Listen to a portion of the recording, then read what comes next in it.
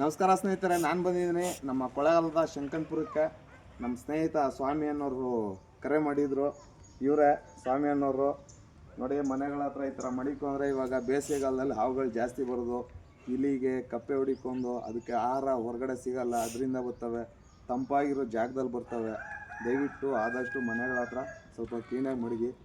ಹಿಂಗೆ ನಮ್ಮ ವಿಡಿಯೋ ನೋಡ್ತಾ ಇರಿ. ಯಾವ ಅಂತ ನೋಡೋಣ. ವಿಷಕಾರಿನ, ವಿಷ ಇಲ್ಲದೆ ಇರೋದ.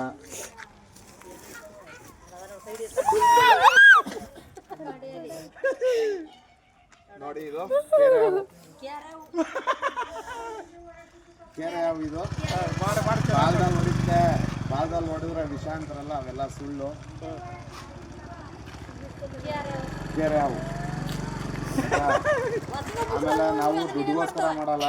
ನಾವು ಕೊಳ್ಳೇಗಾಲದಲ್ಲಿ 30 ವರ್ಷದಿಂದ ನಾವು ಫ್ರೀ ಸರ್ವಿಸೇ ಮಾಡ್ತಾ ಇರೋದು.